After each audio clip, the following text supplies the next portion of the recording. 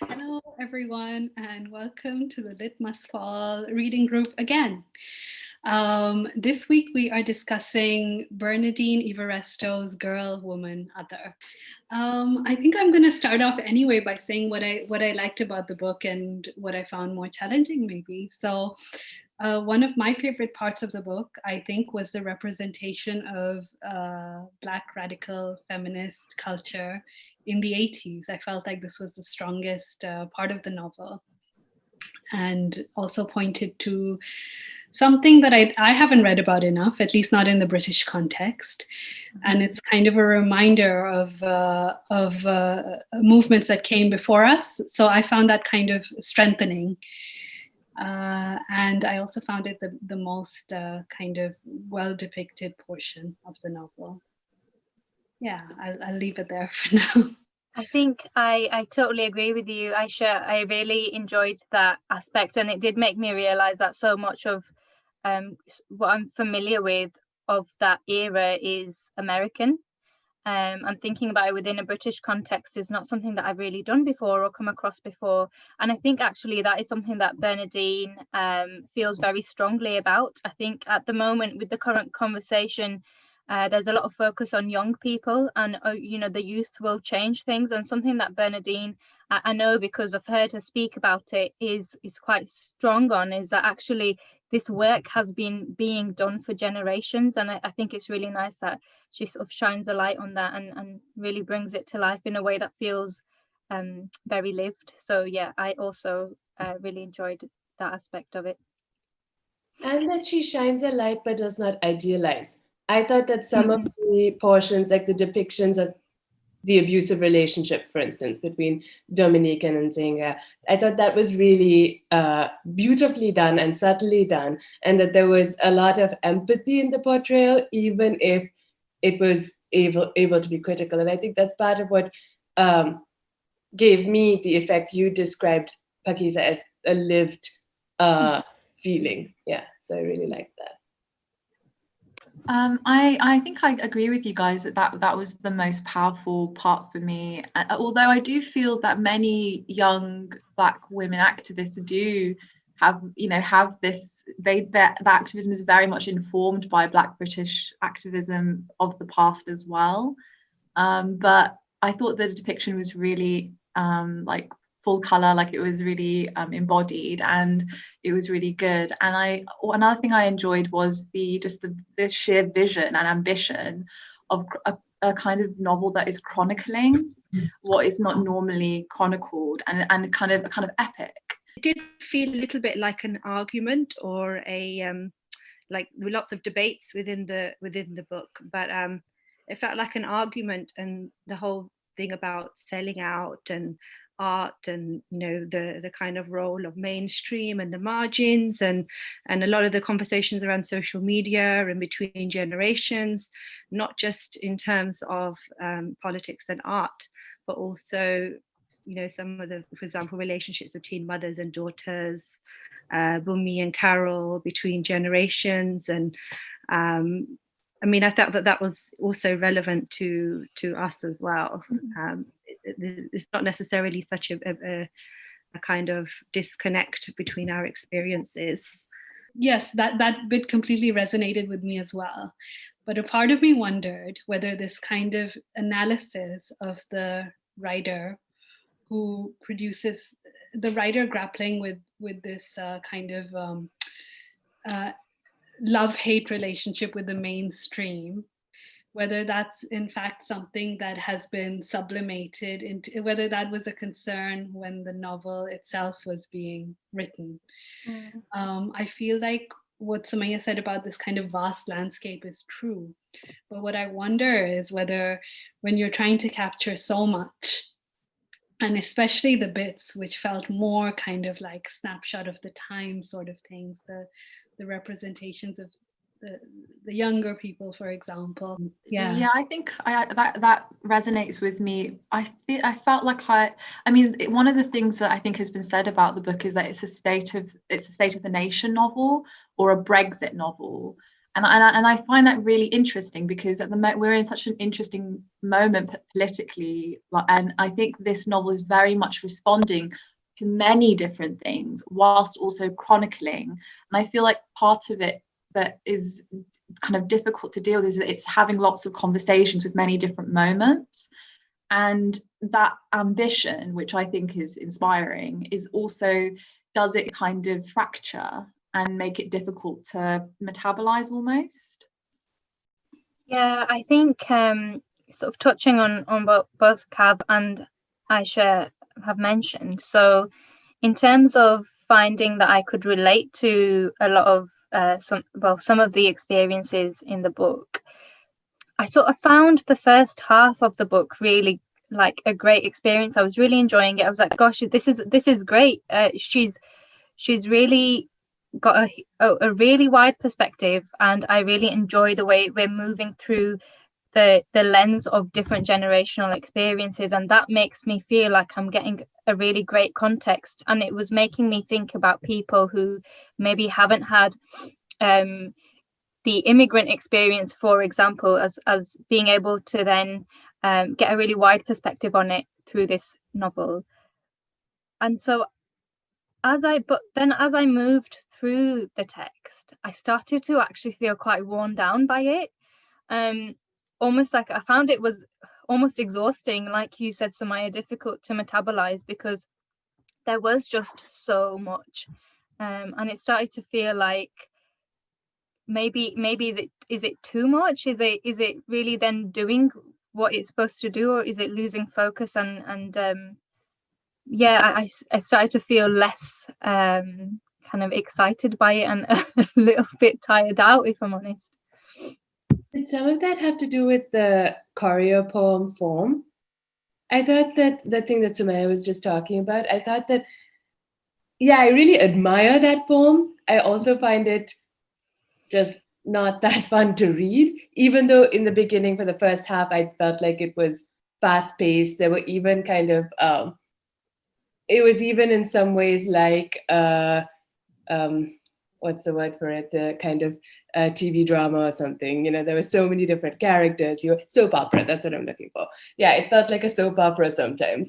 And I don't know, I felt the getting tired in the middle effect also, maybe partly because of the, well, I mean, if this is not too personal, I was reading it at a time, the first time I read it, when my mother died when I was halfway through the book. And it is so much about mothers and daughters, you know, and I thought I can't keep reading it. And I had to put it away. And so then when I read it again for this conversation, I got to that point, and again I experienced something that I thought was very personal. So it's interesting, Pakeezah, that you're saying that you went through this too. Yeah. Sorry to hear that, Tara. Yeah, sorry. I felt the same. I also felt that lull kind of a third of the way through maybe, and then pick up again right at the end. Mm-hmm. I think to me it felt like a series of character sketches, and yeah, I don't know how sustaining that can be, even in terms of short, even if we take it as to be a collection of short stories, how sustaining it can be, like a series of character sketches, and some definitely better than others. Yeah. I mean, you say, sorry. Go for it. And each character also, it seemed as if the way that they were described and summarized seemed to be, I mean, it was very of the moment. I think that's something that we can all kind of, you know, agree with, and connecting to current conversations and debates. But it seemed to be the intersections of race, class, sex, sexuality, gender, and it seemed that everybody was kind of, you know, captured within that, and that whole sense of it being a kind of argument really like was apparent to me by the end, when, you know, the whole thing about Penelope, and you know, how she is genetically, you know, actually mixed, and that's something we do hear about often, and it's a debate or an argument that's often offered to kind of counter racism. But to me, it felt quite I don't know, it felt strange that the book ended in that way, because it seemed then that the whole book is a certain argument, which I did feel often while I was reading it as well, which is about Britishness, and it's about, you know, a different kind of Britain that perhaps people haven't seen, a Black Britain, which is kind of, you know, vertically but also going back in time. So it's kind of showing right from which character's father is it? Abbas, who is from Abyssinia, to show how far back, you know, there have been Black people in Britain.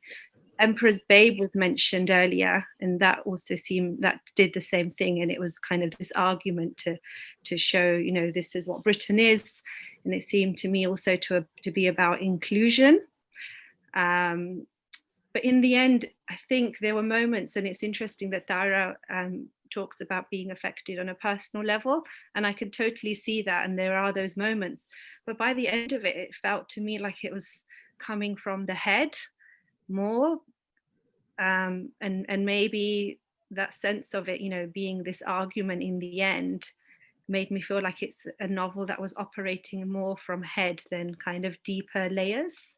I don't know if anybody else felt that. Yeah, 100%.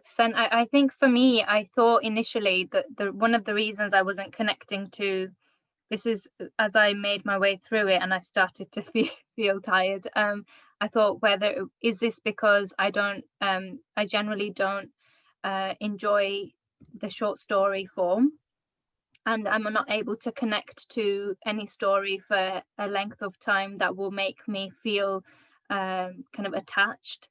But then I agree that it started to feel really formulaic, and it felt like every experience was a kind of a point that she was trying to make. Every character's story was a point that was being made. And after a point, I lost interest for that reason, because I couldn't relate in an emotional way anymore.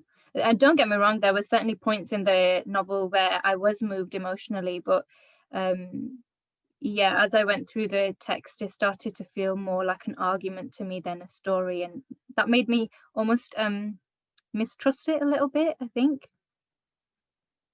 I also really liked your first point, Kavita, which I think is important. It's something that we discuss quite a lot, this idea of inclusivity and Britishness, and the kind of maybe the ideology of the text, so I found that really interesting. And I mean, I didn't see it through that lens, but it might be good to talk about whether this is one of those so many books we find that discuss overtly these issues can often end up being about this. I guess what you meant by inclusivity is this idea of like we all belong, and we all like have a history here, and kind of like laying a claim, and why that might be problematic.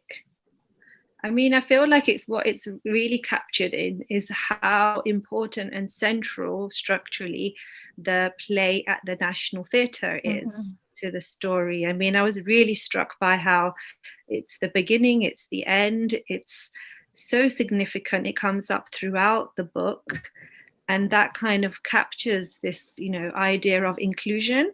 And in the end, it's got all these different perspectives, but it is still very important and significant that, you know, this move has been made to, I mean, that basically Amma has managed to get her foot in and has managed to get her plate at the National, and how much that elevates and gives importance to the National. So in the end, it is about inserting yourself into the center, and that's what I mean by inclusivity as well. Although she is ambivalent about her, like you know, like she does talk about the old days where they would sit and heckle, and she questions whether there's a compromise being made. But I guess the message of the text is like, look how far we've come. on some level. But is it also I actually didn't get that sense at all. okay. I felt like the whole thing with Amma was that it took her 30 years, and she's kind of just she was there and she was doing it, but it was very conflicted and conflictual, not just for her but for, I think that the kind of lovey is what's his face, the guy that she had Yas with, and he's the epitome of the sellout, and he's very critically spoken about, and it's quite funny and it's quite comedic. I felt that it was the novel, the kind of vision of it was more about, we are here. Perhaps there is a kind of claim making, but there is a sense that, and I think the form is trying to show this sense of, we're all here and we're deeply connected to each other, and that's why we've survived.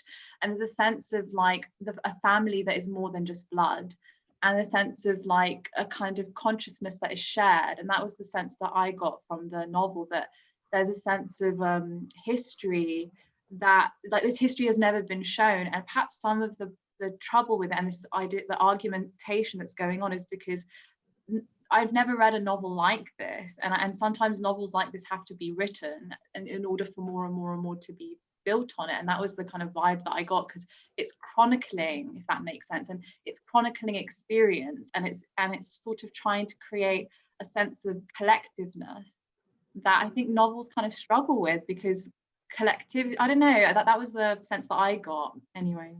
Yeah, I think that the argument is just a demographic argument in some ways.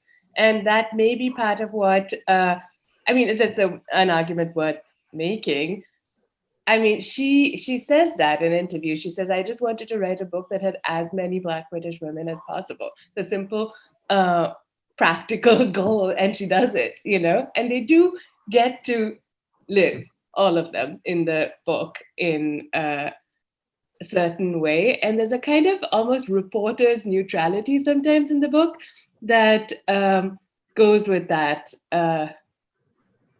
effect of just populating it as much as a lot of the characters think very differently from each other, and each is told basically from the character's voice. So it's true that there are a lot of different viewpoints. I think I'm like always in, I think Hanif Qureshi is another writer I can think of who, you know, often seems to be providing lots of different characters and different points of view. But I'm always interested in kind of, because I think it's a real skill to be able to do that and to give kind of sympathy and really kind of settle within different characters of different perspectives. But I always think that there is a perspective that is still there in a book, in every book. So even if you have lots of characters of lots of points of view and perspectives and real, you know, you're doing justice to them, there is at the end a kind of core perspective that's coming from the writer in a book. So I'm really interested in exploring what that is. But going back to the whole thing about the national, I guess what I was trying to say, and I think it is kind of reflected in the Booker Prize as well. It's also significant that the National Theatre is called the National. So there's kind of Britishness, or the Booker Prize, or the National Theatre. And I guess what I was trying to say is that in the end, it's still given importance. Mm-hmm. So it doesn't exist outside of that framework. So it's still something that is significant. It doesn't ignore something like the Booker Prize or this particular theatre, which are at the heart of, you know, the establishment and what is recognised as achievement in terms of literature. It's still something that's not being ignored. So, and what I meant when I said this is reflected in the Booker Prize is that, again, the debates around winning, whether, you know, she should have won the Booker Prize, she shouldn't have, or, you know, the joint thing, you still do end up buying into a structure where these things that are considered important by the establishment, you know, you give them importance too. Yeah, I totally hear what you're saying, Kav. I sort of experienced it with a slightly different perspective, where I felt like the book is really about taking up space. All of these women in their various ways are trying to take up space and make, you know, either make a life for themselves or do more than that. And it is so there are moments where there's a lot of kind of anti-establishment sentiment, and then there's a lot of times where people are trying to make a space for them within the system or within those structures. I feel conflicted about it because I see Cav's point, but I also see the side what you're kind of picking up, Pakeezah, of taking up space and survival. Do we want Amma to live in a squat forever so that she can live out her dream of like the perfect radical or something? And I think that it's interesting, like the kind of I felt that the theatre, the bookending of the theatre, you could argue it centralizes it, or you could argue that it kind of is like a metaphor of like the whole thing is a theatre, like at the theatre of the nation, and that in itself, and like the different players, because kind of picking up what Tara was saying, this idea that it's like people are not, or I think maybe Ayesha was saying that people are not fully drawn, and therefore they're kind of players in this kind of theatre and who's going to survive and who's not going to survive, and what way are you going to do that, and what ideologies are you buying into in order to survive? One of the things that Ayesha, I think you were talking about am I right? You were talking about the content of the play. Yes, I thought that was quite interesting, as it seems to connect to something that I'm seeing a lot these days in this kind of current wave of decolonial politics, which is the kind of connecting back to a pre-colonial era, and to show how I don't know, radical or enlightened or a pre-colonial period was. And I'm not sure, I'm just thinking about what is the perspective of the book towards that play. Is it tongue-in-cheek towards that or not? Because this is the play that has done so well and has been received so well and is the pinnacle of Amma's career. Isn't it also a reference to Audre Lorde, because that's, she writes about the Amazons of Dahomey, and her I think it's her novel Zami is about that, I think. I think the book looks at the play in a very positive sense, in the sense of like, this play has been written which would normally not have been put on at the National. I think it's what Pakeezah was saying about like room has been made for this play which would have normally not been there.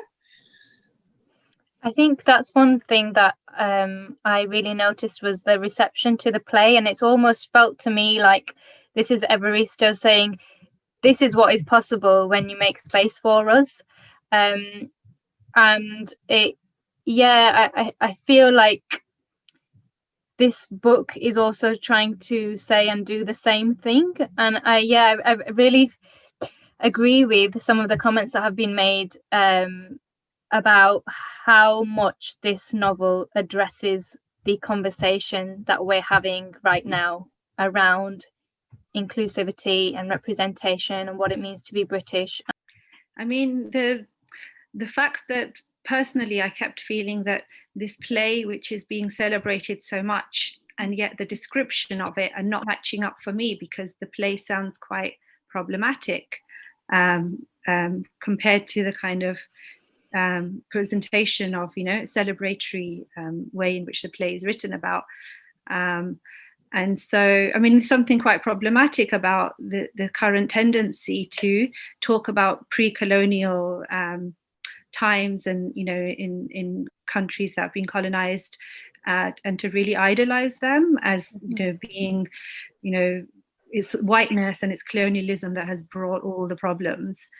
And it is, I don't personally, I feel like you can't quite trust that, even though that's not necessarily fair to Evaristo, because I think she goes in so deeply into a Black female context where she shows, she doesn't idolize political movements and politics. So perhaps that's not fair to her. But it did at the end seem as if it is the novel is there's optimism at the end about this current moment, and the fact that a play, and this writer who struggled so much, that's kind of this, even though it's got so many different narratives, there's a line that's going through, which has allowed this writer who has basically struggled so much to get to this place, which might mirror her own journey. But yeah, I don't know if this is that's the story of Amma in her play, and then the Evaristo moves on to Amma's daughter Yaz, and so she also has this representation of this younger generation. I wonder what people made of that, what you thought of that kind of gaze. I felt like it was very much like the representation of a younger person through the eyes of an older person. So it was like, oh, check out these weird things that they say. They call it squad now and not this. And like it felt a bit like that. I felt like she was doing it on purpose, though, as opposed to it being like a shortcoming. I really feel like actually one of the things I did really enjoy, and you know, I really did enjoy the first half of the book, was how funny it is, and I found that part especially funny, and how she's trying to show that kind of millennial need to show all perspectives and understand individuals in all of their kind of complexity and the nuances of what it means to be a young person living in Britain today. And I think she was doing that tongue in cheek, and I found it quite funny. I felt like she did it really well, but it also felt a bit anthropological, and in that way a bit surface as well. Like I felt like Yaz she wasn't very psychologically deep. It was like she, you know, it's this anthropology of a young millennial, and the way they speak and think and the politics, which I think on one hand it seemed as if it's kind of slightly in a loving way making fun of it, but at the same time, especially by the end of it, when there's the whole thing about Rolando and how he's kind of, you know, learning from his daughter, and this sense that, you know, politics and there's, you know, new ways of thinking, and radicalism is actually quite rich, and it's bringing something that, you know, older people can learn from.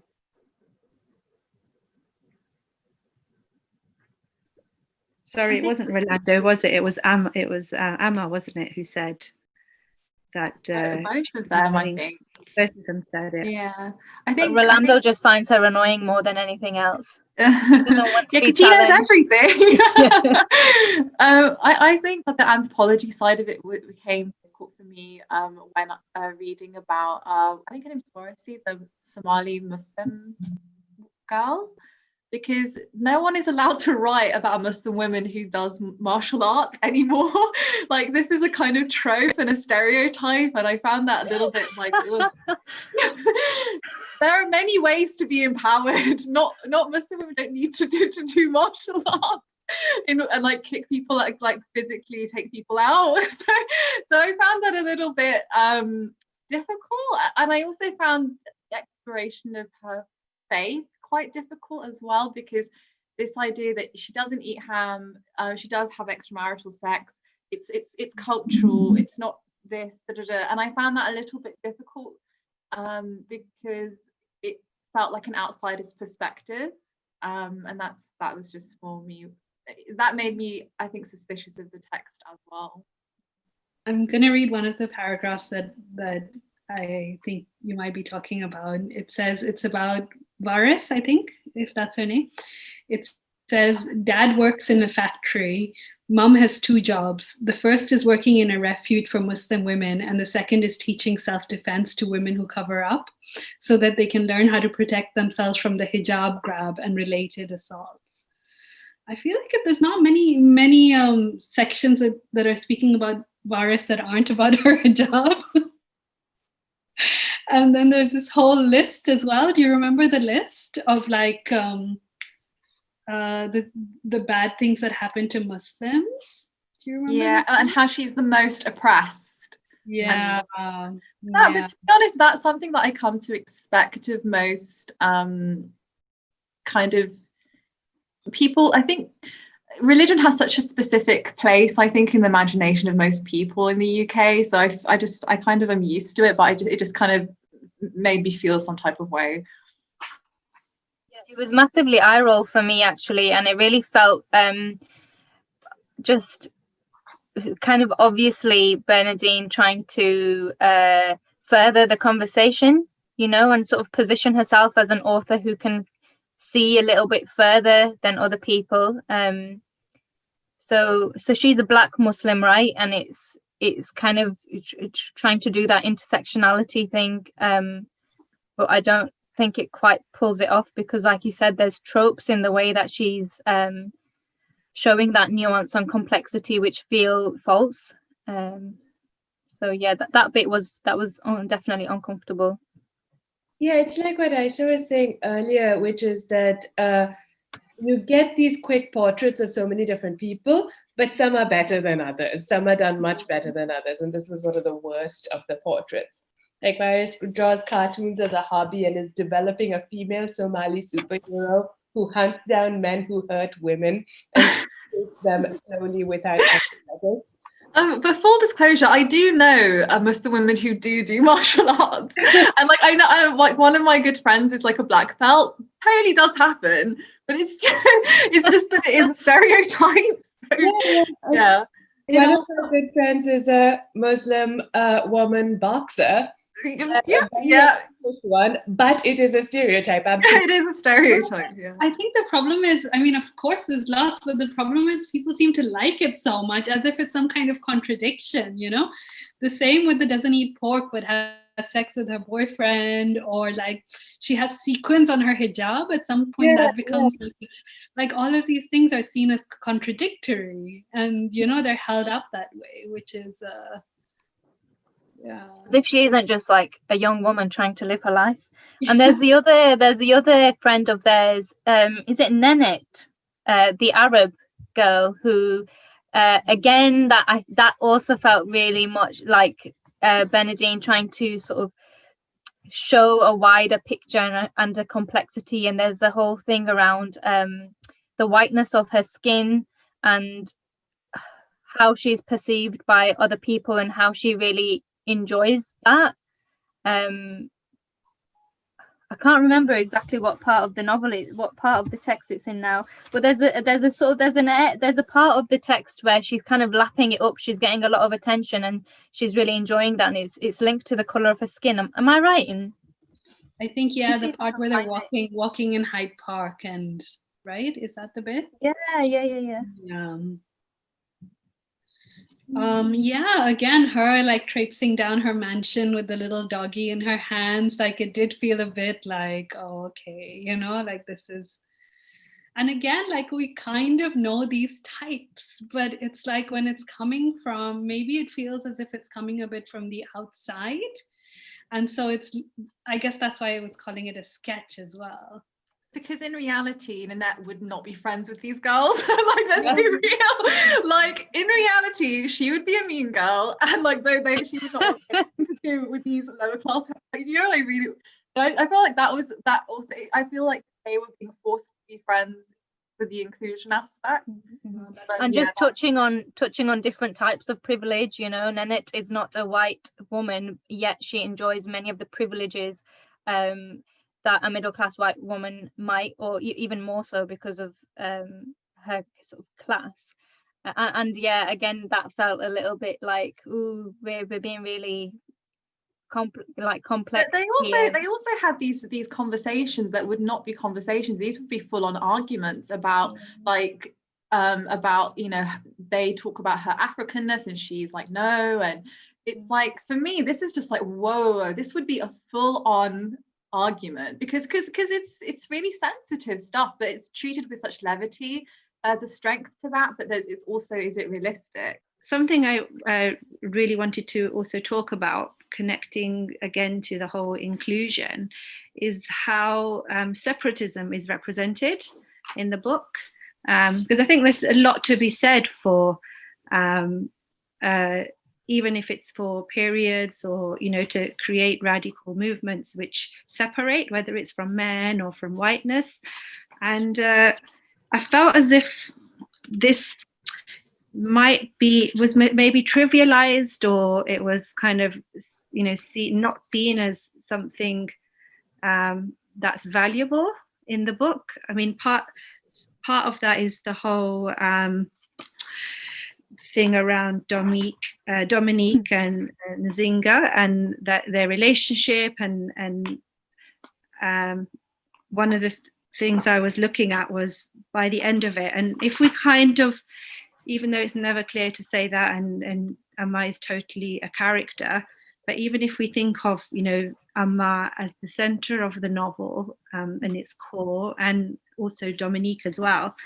And there's one conversation where she's saying to, when Amma goes to visit Dominique, I've always known you to like men, Dom. We even love those who are close to us. We might understand the patriarchy, but we see men as individuals, don't we? You were never separatist or misandrist. What's happened to you? And I was kind of intrigued because I felt that, is this what, you know, the book is, the perspective of the book is? And there was also the section where it's talking about the days when Amma's living in the squat. And I know it's kind of, you know, amusing and this kind of summary of all the different people who live there. The Rastas wanted cannabis legalized. The Hare Krishnas wanted everyone to join them down Oxford Street. You know, what the gay guys wanted, the radical feminists. But I don't know, there's something for me that seemed a bit uncomfortable about all the cliches that are listed amongst those, you know, about those different groups that can be a little bit dehumanizing. And then there's the way that Nzinga is represented, and I feel like she is a kind of sinister caricature from the beginning. She's not a deep, complex character, really. And that was apparent from early on. There was that whole conversation when she's talking about the racial implications of stepping on a black doormat rather than over it. I'm not wearing black socks and don't ever use black garbage bags, and why crap on myself. And it felt a bit to me like it was trivializing a certain kind of politics that is, you know, it's more complex, but it was really kind of showing it to be absurd. I felt discomfort around that as well, but I felt that what was going on was that she was kind of caricaturing a particular kind of African American blackness against a black British, and I feel like there was a kind of that this was going on where, and she was sort of laying claim to a different tradition, and it's okay to have this different tradition. We don't need this other, you know. I felt like there was something going on there. That was my impression. And I feel like that you're correct, like that Nzinga, like the way that she was, like she's sort of seen as this mountain woman, like who slowly devolved into being unbelievably abusive, but like it's like the worst type of abusive relationship sort of, and it felt kind of like it meant that the politics that, you know, the idea of a separatist woman community, that was just completely ludicrous because of her, the way that she was characterized. And in that conversation that they are having, where she's saying, you know, those things about basically avoiding anything that's black, and Amma's kind of response to her is about, you know, we are British, and like you said, Sumaya, it's just interesting because it is about nations then, and it's not about kind of a radical politics that might connect black people, but it's kind of, and maybe is the book about that. It's very much about black British location and perspective, which is important, I guess, but at the same time, what are the implications of that, of kind of identifying ourselves so much with this nation that we're in rather than other forms of politics? Yeah, the only thing I would say to that is Dominique is rescued by those same women also. Yeah. So there's a bit more to it maybe than that. I think it speaks to a real tension in the novel to do with the generational tensions, and I feel like it's interesting because I think this is most embodied actually in the character of Carol for me, who was sexually assaulted as a child and was then you know, went through so much and then kind of seemed to do this thing which a lot a lot of people do, which is they become massively overachievers, and then but then kind of almost like they go to Oxbridge, they do this educational thing and they sort of become the perfect citizen, and then sort of have this kind of hatred towards their family. And I felt like this was quite a very interesting trajectory, because I've seen this a lot, and I felt that this kind of had more of an emotional impact. That story had more of an emotional impact because I think I recognized it, if that makes sense. Yeah, for me as well. I think Carol one was one of my favorite bits. Also, the way that her discomfort is described when she first ends up at Oxford. It felt very real, and I liked it as well. And then this gradual transformation, and then the impact of that on her mother, and it does capture kind of, you know, if you look at different generations, the generation before the current one, where there's totally a kind of acknowledgement and calling out and talking about, you know, going to universities, places like Oxbridge, and which is really good for young people. But I think that earlier generation, and I think definitely some of the writers and books that came out from that generation as well, it has been about assimilating and self-loathing, which has come from being in those contexts, completely white.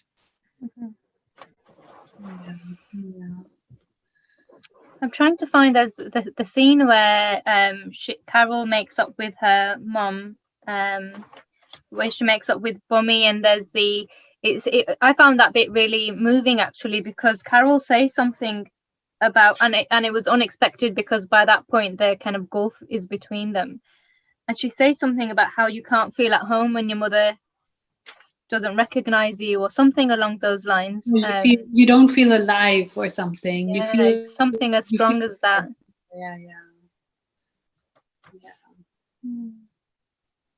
No, that was a strong section. What do we think about? I guess if you think of the Carol section again, that's an argument for like Evaristo's awareness of this kind of the dangers of selling out, for instance, like the things we were talking about around the play. Like there does seem to be an understanding of the losses that come with assimilation into white culture, basically. I think there's a kind of distinction between those characters like Carol, with that kind of assimilation, which is literally to kind of erase who you are and to kind of, you know, be with a white person and, you know, dress in a certain way to fit in. So that's a certain kind of inclusion. But then I feel like it's more positive about the other kind of inclusion, which is a multicultural kind of packaging your identity, performing for white people kind of inclusion. I feel like that's the kind of inclusion that the play represents.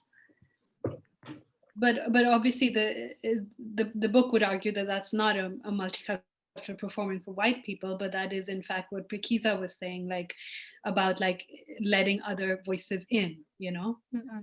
Yeah. So, and it does say that there are a lot more Black women in the audience. So, you know, it's not but then again, the kind of reviews and reviewers, you know, that it's kind of talking about getting 5 stars from the reviewers who are kind of the establishment and would be white reviewers. Yeah, I mean, maybe what the book is grappling with is this idea of not necessarily kind of having to assimilate in the way Carol does, but instead kind of having to fight to have your voice heard the way that Amma does. At least that's the way the book sees it. Yeah.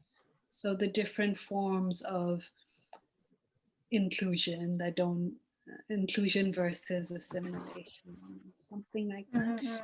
I mean, I guess what we would wonder, and it sounds like one of the questions in this room, is whether that is possible and whether that should necessarily be seen as the goal, you know, and also this other thing we pointed out regarding separatism, whether that again kind of there's a slight like perhaps anti-separatist argument in terms of gender, which is fine, you know. There's lots of, but yeah, whether there is kind of something we're unpicking there. Yeah, I found the feminism versus your relationships to the men in your life really interesting, because there's a bit at the beginning where Amma talks about her father passing away and how it made her realize that her feminism sort of destroyed her relationship with him. And she says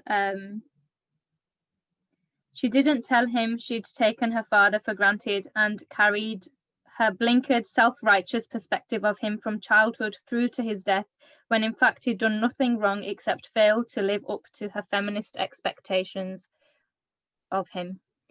I found that really interesting. And then just other relationships with men, so that there was the quite a strong focus on Penelope's relationships with her two husbands, and how her kind of approach to feminism sort of wrecks her marriage, really.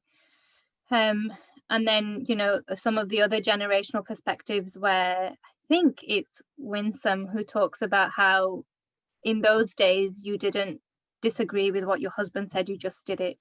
And yeah, something that we've not really touched on is these women and their relationships with their men. I wondered if anybody sort of had any thoughts around that. I think that what I pick throughout the novel, I felt there was this sense that to be led blindly by your politics, you will be led astray.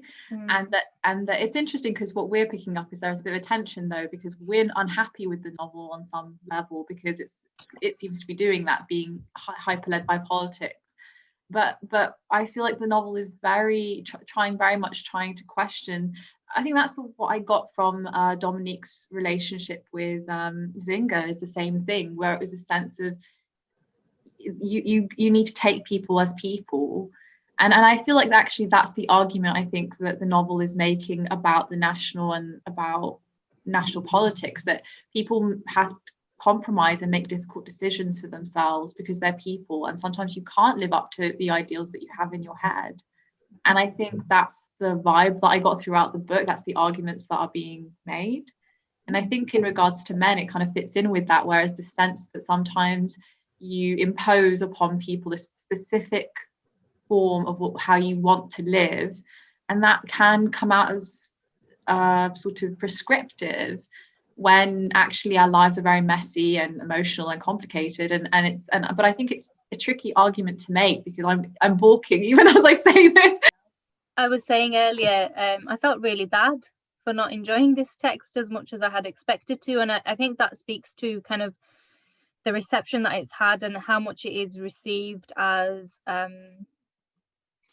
it's almost like, it feels like it's the seminal text of today, right? You know, when BLM was at its peak, it was this book, number one, for fiction, and, you know, Reniedo Lodge on non-fiction. So this is the book that everybody's reading as an answer to or a self-education on this subject.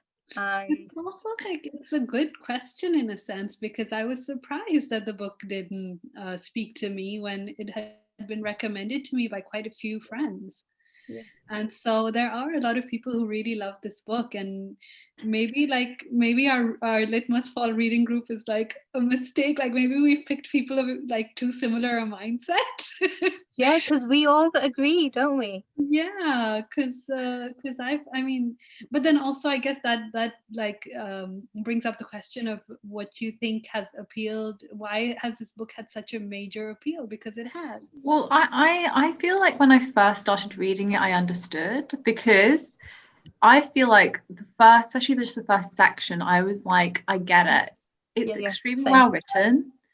It's very detailed, very grounded, and it writes about things that I immediately I recognize it as real.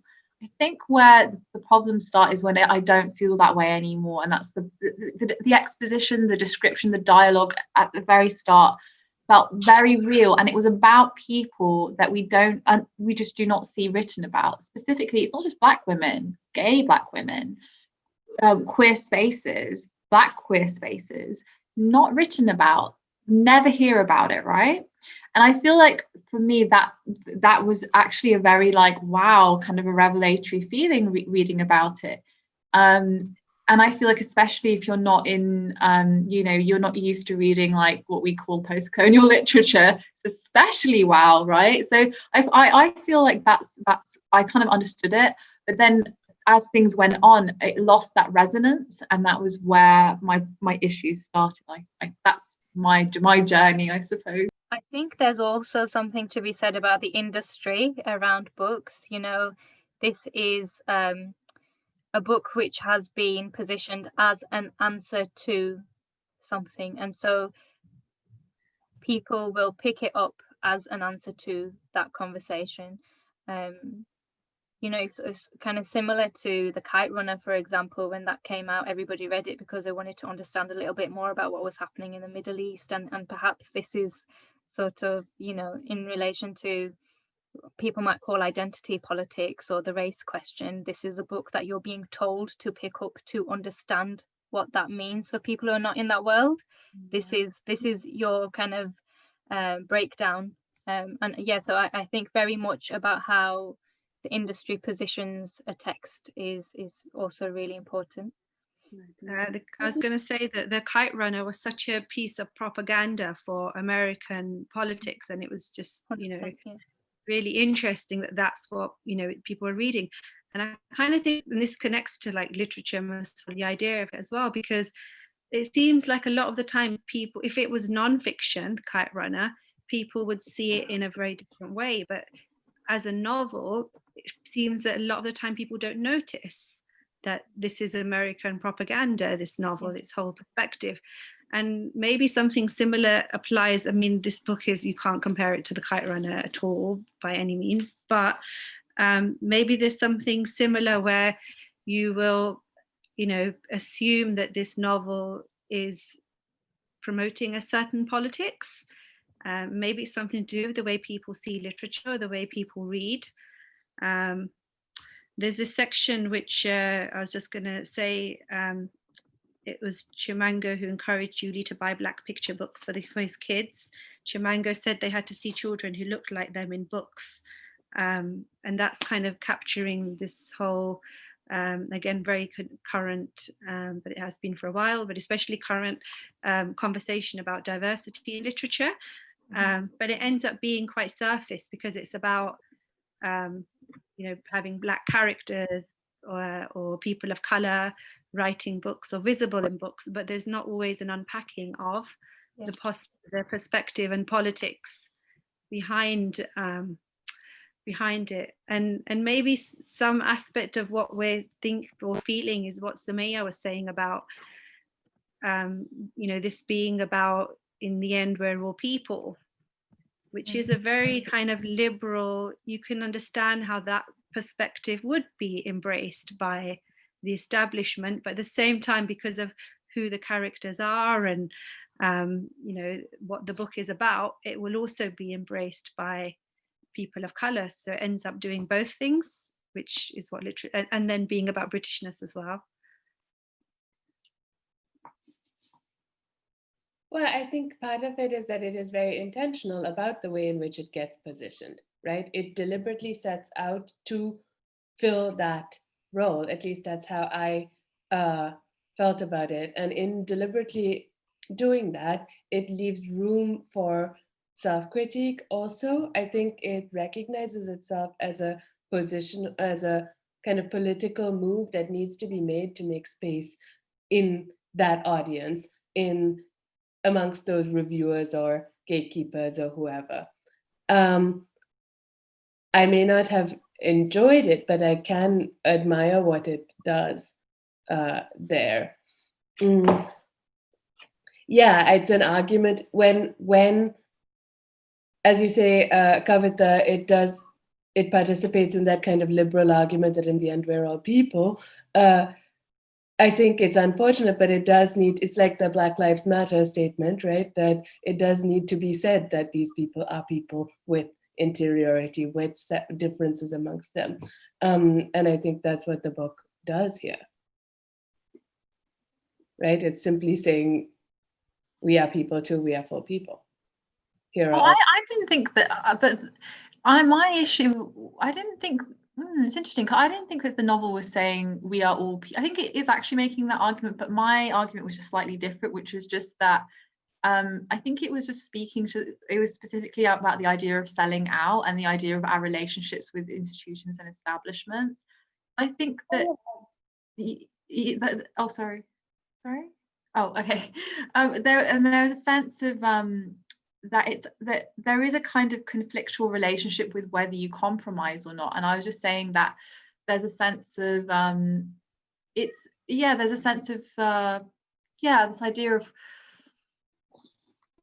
if compromising your politics in order to survive in a space or create space is a very complicated thing. It's not a simple, straightforward thing, and I think that the novel is sort of trying to navigate that. And I do think that ties to the self-awareness of the text, just like what you're saying, Tara, which is this sense of being stuck between a rock and a hard place at times, and I that speaks to me. I think everyone feels that way, this sense of when you're making stuff in a white space, the choices you have to make are often very weighty, and sometimes you make the right choices and sometimes you don't. But that's not a we are human thing. I think that's more of a just like we live in an imperfect reality and we're interacting with it, and sometimes we make the right choice and sometimes we don't. I don't think that those two things are at odds with each other. I think the we are human statement is part of this novel when it is picked up by white audiences, which Evaristo is very conscious it will be. And I think part of the goal is to make both the audience and the